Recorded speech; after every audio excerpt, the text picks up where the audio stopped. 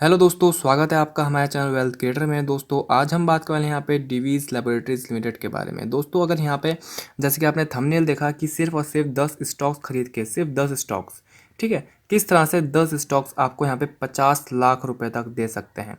ठीक है दोस्तों, जैसे कि आप यहाँ पे देखते हैं करंट प्राइस चल रहा है 4362 का। अगर मैं यहाँ पे 10 स्टॉक फिलहाल बाय कर लेता हूँ करंट प्राइस पे, तो अप्रॉक्सीमेटली आप बोल सकते हो, अप्रॉक्सीमेटली बोल रहा हूँ 44,000 रुपीज़ के अप्रॉक्सीमेटली बैठ जाते हैं। ठीक है, और ये किस तरह से 44,000 रुपीज़ आपके यहाँ पे 50 लाख तक बनते हुए नज़र आएंगे, वो बहुत ही बेहतरीन होगा दोस्तों यहाँ पर। लेकिन दोस्तों उससे पहले ज़रूरी ये है देखना क्या लॉन्ग टर्म के लिए कंपनी अच्छी है या फिर नहीं। तो सबसे पहले ज़रूरी ये है कि इसका फंडामेंटल्स चेक किए जाए, उसके बाद आपको बताया जाएगा किस तरह से 44,000 रुपीज़ यहाँ पर 50 लाख तक यहाँ पे कन्वर्ट हो सकते हैं। और उसके बाद दोस्तों मैं यहाँ पे आपको बताऊँगा थर्ड पॉइंट्स में कि यहाँ पर कौन सा प्राइस यहाँ पे बाइंग के लिए बहुत बेस्ट है। क्या इसको करंट प्राइस पे बाय कर लें या फिर थोड़ा वेट करें, या फिर किस जगह पे सबसे अच्छी यहाँ पे बाइंग की अपॉर्चुनिटी आपको दिखाई देती है। दोस्तों बिना देर करे शुरू करेंगे, पर उससे पहले कहना चाहूँगा अभी तक चैनल सब्सक्राइब नहीं किया तो प्लीज़ सब्सक्राइब कर लेना, साथ में बेल आइकन को हिट कर देना, और वीडियो अच्छी लगे तो लाइक भी ज़रूर कर देना। और दोस्तों रिसेंटली हमारी वीडियो आई थी यहाँ पे पीलाइट इंडस्ट्रीज़ के ऊपर, जो यहाँ पे आप देख सकते हो कि 22,000 रुपये लगा के आप यहाँ पे 35 लाख तक कमा सकते हो। तो ये भी बहुत ही बढ़िया वीडियो है, आप यहाँ पे देख सकते हैं अगर आप पीलाइट इंडस्ट्रीज़ यानी कि केमिकल स्टॉक में इंटरेस्टेड हो इन्वेस्ट करने के लिए, तो यहाँ पे भी आके वीडियो देख सकते हो ऊपर आई बटन पे क्लिक करके। दोस्तों सबसे पहले दोस्तों आप यहाँ पे देखिए इसने जो पास्ट रिटर्न्स दिए वो कैसे दिए। यहाँ पे देख सकते हैं कि 9 रुपये का स्टॉक होता था यहाँ पे 2003 में, और आज कहाँ पे ट्रेड कर रहा है 4,362 रुपीज़ पे यहाँ पर ट्रेड कर रहा है। तो यानी कि बहुत ही अच्छी ग्रोथ और बहुत ही बढ़िया पोटेंशियल आज तक दिखाया। इसके आगे की अब इसके बाद बात करते हैं। इसके बाद दोस्तों देखते हैं यहाँ पे ईयर टिल डेट की बात करें तो 13% रिटर्न दिए। ठीक है, एक हफ्ते के अंदर ऑलमोस्ट फ्लैट बोल सकते हैं आप, यहाँ पे 1.5% रिटर्न है। एक महीने के अंदर 5.73% रिटर्न है, और 3 महीने के अंदर 25% यहाँ पे रिटर्न दिखाई दे रहे हैं। 6 महीने के अंदर 15% रिटर्न दिए, एक साल के अंदर 88% यहाँ पे रिटर्न दिए, 2 साल के अंदर 172 के मल्टीपैक रिटर्न दिए, और 3 साल के अंदर 319% के मल्टीपैक रिटर्न यहाँ पे प्रोवाइड कर दिए। दोस्तों अगर यहाँ पे डीवीज लैबोरेटरी लिमिटेड की मार्केट कैप की बात की जाए तो देखते हैं मार्केट कैप जो है यहाँ पे 1,15,680 करोड़ का मार्केट कैप है। ठीक है, करंट प्राइस मैंने आपको दिखाया 4356 अप्रॉक्सीमेटली यहाँ पर चल रहा है। हाई लगाया था 4427 का, ऑलमोस्ट अपने हाई के पास ही यहाँ पे ट्रेड करता हुआ नजर आ रहा है। लो लगाया था एक साल के अंदर 2090 का। ठीक है, स्टॉक का पी 58.3 का चल रहा है, ROC 32% है।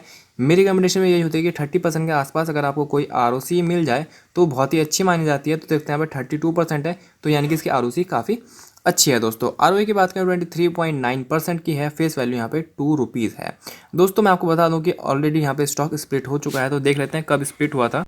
तो जैसे कि आप यहाँ पे देखते हैं दोस्तों, इसका स्प्लिट हुआ था 1:5 में 2007 में। साथ ही इसने कुछ बोनस भी प्रोवाइड किए हैं दोस्तों, 1:1 का बोनस 2015 में, 1:1 का बोनस 2009 में।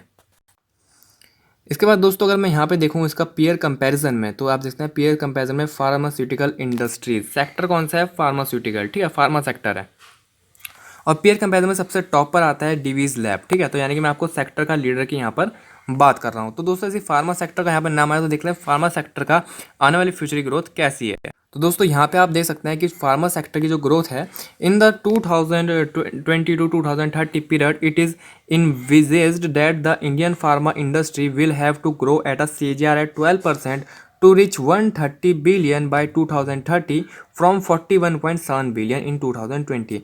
यानी कि फार्मा सेक्टर की जो यहाँ पे बोल सकते हैं आप, यहाँ पे इसकी मार्केट कैप है 41.7 बिलियन की है 2020 में, जो कि 130 बिलियन तक पहुंच जाएगी 2030 में। यानी कि 12% का CAGR रिटर्न यहाँ पे सेक्टर देगा, सेक्टर का रिटर्न 12% का है। तो यानी कि एक चीज़ तो यहाँ से बिल्कुल क्लियर हो गई कि यानी कि यहाँ से जो इंडस्ट्री है, पूरा सेक्टर है, पूरा सेक्टर ग्रो करने वाला है। और दोस्तों जब पूरा सेक्टर ग्रो करता है ना, तो पर्टिकुलर कंपनी तो ग्रो करती करती है। और प्लस पॉइंट तो यह है जब कोई कंपनी सेक्टर की लीडर हो ना, तो वो तो डेफिनेटली यहाँ पे ग्रोथ करेगी। तो 2 पॉइंट क्लियर हो गए कि भाई सेक्टर बढ़ने वाला है, कंपनी सेक्टर की लीडर है तो वो भी यहाँ पर बढ़ने वाली है। इसके बाद दोस्तों इसकी परफॉर्मेंस देख लेते हैं, कंपनी परफॉर्मेंस किस टाइप की यहाँ पर कर रही है। तो दोस्तों अगर हम इसके नंबर की बात करें तो देखते हैं यहाँ पर कंपनी 2010 में 942 करोड़ की सेल्स करा करती थी। आप यहाँ पर देख सकते हैं 942 करोड़ की सेल्स क्या करती थी। तो कंपनी लगातार तब से ग्रो कर रही है, 942 से 1317 गई 1864। ठीक है, तो लगातार ग्रो करती रही और आज सेल्स पहुँच गई है 6969 तक। तो यानी कि लगातार कंपनी ग्रो कर रही है और यहाँ पे देख सकते हैं आप कितनी ज़बरदस्त सेल हो रही है 942 करोड़ से 6969 करोड़। यानी कि एक चीज़ डेफिनेटली यहाँ पे क्लियर हो गई कि कंपनी तो ग्रो बहुत ज़बरदस्त तरीके से यहाँ पर करते ही नज़र आ रही है। उसके बाद दोस्तों यहाँ पे देख सकते हैं जो नेट प्रॉफिट है वो भी यहाँ पर 340 करोड़ का हुआ करता था। 340 करोड़ से होते होते आज यहाँ पे प्रॉफिट 1984 करोड़ का हो चुका है। तो यानी कि सेल लगातार कंपनी की बढ़ रही है, प्रॉफिट कंपनी का लगातार बढ़ रहा है। तो एक बहुत ही बढ़िया चीज़ है कि कंपनी बहुत ही अच्छी यहाँ पर ग्रो कर रही है। उसके बाद दोस्तों नीचे चलते हैं थोड़ा और देखते हैं कि बैलेंस शीट कैसी है। तो देखते हैं यहाँ पे दोस्तों बैलेंस शीट में कंपनी के पास 2021 की अगर हम बात करें रिसेंटली की, तो 9242 करोड़ का यहाँ पे रिजर्व है। और यहाँ पे बोरोइंग की बात करें तो 5 करोड़ की यहाँ पे बोरोइंग है। यानी कि बिल्कुल कंपनी डेट फ्री यहाँ पर दिखाई दे रही है। इससे पहले दोस्तों 2020 की बात करें, देखते हैं बोरोइंग 39 करोड़ थी जो कि अब 5 करोड़ रह गई। तो यानी कि बहुत कम यहाँ पे बोरोइंग कर ली इन्होंने, जो कि एक प्लस पॉइंट रहा। और साथ ही दोस्तों रिजर्व देख सकते हैं यहाँ पे रिजर्व 7257 करोड़ का था, जो कि 9242 करोड़ कर लिया। तो यानी कि रिजर्व भी यहाँ पे 2000 करोड़ अप्रॉक्सीमेटली बढ़ा लिया। तो यानी कि कंपनी अपनी बैलेंस शीट लगातार इंप्रूव करी है और बहुत ही अच्छी कर ली है। और ग्रोथ की तो हम बात ही क्या करें, यहाँ पे सेल्स जो है वो लगातार बढ़ रही है, प्रॉफिट जो है वो लगातार बढ़ रहा है, ठीक है। और बैलेंस शीट भी बहुत अच्छी दिखाई दे रही है। तो यानी कि ऑलमोस्ट यहाँ बोल सकता हूँ कि यहाँ पे टॉप की कंपनी दिखाई दे रही है। इसी के साथ दोस्तों यहाँ पे देखते हैं फिक्स एसेट्स की अगर बात करें तो कहाँ यहाँ पर आप देख सकते हैं कहाँ यहाँ पर 590 करोड़ के फिक्स एसेट हुआ करते थे कंपनी के, 590 करोड़ के। और कंपनी लगातार अपने फिक्स एसेट बढ़ा रही है, यानी कि प्रोडक्शन अपना लगातार बढ़ा रही है।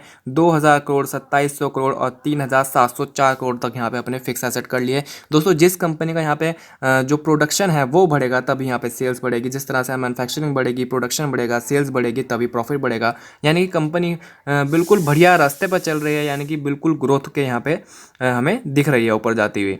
उसके बाद दोस्तों एक बेहतरीन चीज़ यहाँ पे देखते हैं कि CWIP यानी कि करंट इसके जो एसेट्स हैं वो यहाँ पर अंडर मेंटेनेंस है या फिर अंडर कंस्ट्रक्शन है, आप यहाँ पे बोल सकते हैं कि। और यहाँ पे इसके जो एसेट्स हैं वो बन रहे हैं। तो यानी कि 711 करोड़ के यहाँ पे एसेट्स और क्रिएट हो रहे हैं, जो कि फिक्स एसेट में जब ये कंप्लीट हो जाएंगे तो उसके बाद यहाँ पे ऐड हो जाएंगे, 3704 करोड़ में यहाँ पर ऐड हो जाएंगे। तो यानी कि इसके जो एसेट्स हैं, फिक्स एसेट्स, वो अप्रॉक्सीमेटली यहाँ पे 4300 करोड़ या फिर 4400 करोड़ तक आराम से पहुंच सकते हैं। तो यानी कि कंपनी की जो बैलेंस शीट है, कंपनी की परफॉर्मेंस है, कंपनी की सेल्स है, ठीक है, कंपनी की ROC है, ROE है, तो सब कुछ बेस्ट है। सेक्टर तक यहाँ पे पॉजिटिव है, ठीक है, मतलब कुछ भी यहाँ पे नेगेटिव दोस्तों दिखाई नहीं दे रहा है।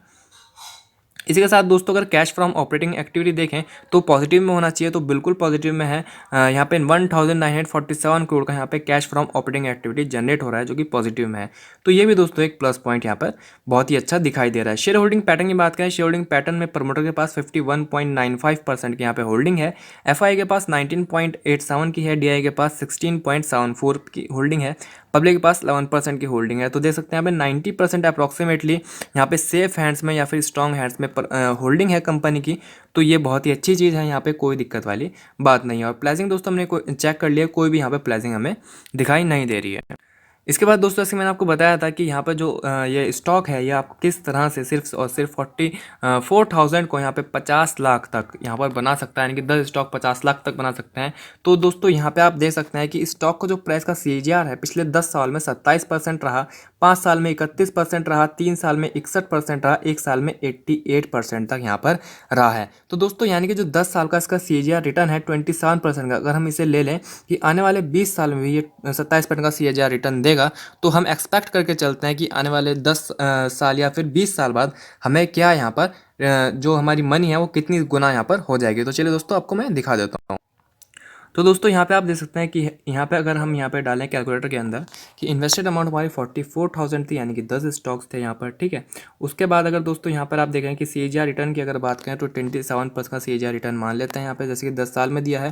तो एक्सपेक्ट करते हैं कि आने 20 साल में 27% का CAGR रिटर्न देता है। हालांकि 3 साल और 5 साल की बात करें तो वो बहुत ज़्यादा था, लेकिन यहाँ पे 10 साल का एक्सपेक्टेशन 27% का, तो वहीं पर ये एक्सपेक्ट करके चल रहे हैं दोस्तों 20 साल के लिए, ठीक है। 20 साल के लिए हमने 44,000 रुपीज़ लगाए यहाँ पे 27% रिटर्न के साथ। तो देख सकते हैं यहाँ पे हमारी वैल्यू बन गई 52,42,000, 52 लाख रुपए बन गई दोस्तों। तो इसे बोलते हैं दोस्तों इन्वेस्टिंग की पावर, इन्वेस्ट करना कितना ज़रूरी है और लॉन्ग टर्म में इन्वेस्ट करना कितना ज़रूरी है, ठीक है। तो दोस्तों अगर आपको ये कंपनी अच्छी लगे तो यहाँ पर लॉन्ग टर्म के लिए इन्वेस्टमेंट कर सकते हो। अब देखते हैं दोस्तों इसका जो प्राइस है, हमें किस प्राइस पर इसकी बाइंग करनी चाहिए, इसका चार्ट पर क्या दिख रहा है। इसके बाद दोस्तों मैं यहाँ पे चार्ट पे और देख सकते हैं फिलहाल इसका प्राइस चल रहा है 4,362 रुपीज़ का, और इसका 200 मूविंग एवरेज निकल के आता है यहाँ पे ₹3636 का। ठीक है, तो यानी कि आप देख सकते हैं कि यहाँ से अप्रॉक्सीमेटली अगर देखा जाए तो ₹700 का आराम से यहाँ पर गैप दिखाई दे रहा है इसका 200 मूविंग एवरेज के बीच में। अगर इसकी यहाँ पे आरएसआई की बात करें तो 63 की आरएसआई चल रही है और मनी फ्लो जो है 42 का यहाँ पर चल रहा है दोस्तों। तो यहाँ पे कोई भी ऐसा चांसेस दिखाई नहीं दे रहा है कि यहाँ से स्टॉक ज़्यादा करेक्ट हो सकता है दोस्तों। अगर हम इसकी कैंडल की बात करें, रिसेंटली कैंडल को देखते हैं, यहाँ पे इसने बड़ी कैंडल बनाई थी जिसके हम यहाँ पे देख लेते हैं इसका हाई क्या बना था। तो देखते हैं इसका हाई बना था 4365 का और लो बना था इस कैंडल का यहाँ पर 4150 का। दोस्तों यही कैंडल इसका सपोर्ट और रेजिस्टेंस की तरह फिलहाल काम कर रही है और स्टॉक ने जो क्लोजिंग दी है वो यहाँ पे इस कैंडल के टॉप पर दी है। अगर दोस्तों कल यहाँ पे स्टॉक इसका जो रेजिस्टेंस है उसको तोड़ता है तो स्टॉक यहाँ से आराम से आपका जा सकता है, इसका प्राइस जो है 4413 तक यहाँ पे प्राइस जा सकता है। ठीक है, तो दोस्तों ये एक बहुत ही बढ़िया स्टॉक है लॉन्ग टर्म के लिए और बहुत ही अच्छा स्टॉक है यहाँ पर। ठीक है, लेकिन दोस्तों साथ ही कहना चाहूँगा, देखो कभी भी लमसम अमाउंट इन्वेस्ट मत किया करो कि आपने उठाया एक साथ इकट्ठा पैसा लगा दिया। अगर आपने यहाँ पे 10 स्टॉक बाय करने को अगर मैं बोल रहा हूँ और लॉन्ग टर्म के लिए बोल रहा हूँ और 20 साल के लिए बोल रहा हूँ तो इसका मतलब 20 साल बहुत लंबे हैं। इसका मतलब ये नहीं है कि कल ही आपने मार्केट खोली और सारा पैसा इन्वेस्ट कर दिया। मैं आपको कहना चाहूँगा दोस्तों, अगर आपने इन्वेस्टमेंट करनी है तो बाय ऑन डिप किया करो। जैसे कि 2 स्टॉक यहाँ पे खरीद लो, थोड़ा करेक्शन आए यहाँ पे 4000 पे 2 स्टॉक यहाँ पे खरीद लो, थोड़ा करेक्शन यहाँ पर आता है 3750 के रेट पे 2 स्टॉक यहाँ पे खरीद लो और 3600 के आसपास अगर आपको प्राइस मिल जाता है, अपने 200 मूविंग एवरेज के आसपास अगर प्राइस मिल जाता है, क्योंकि सबसे बेस्ट जो प्राइस होता है ना वो 200 मूविंग एवरेज ही होता है।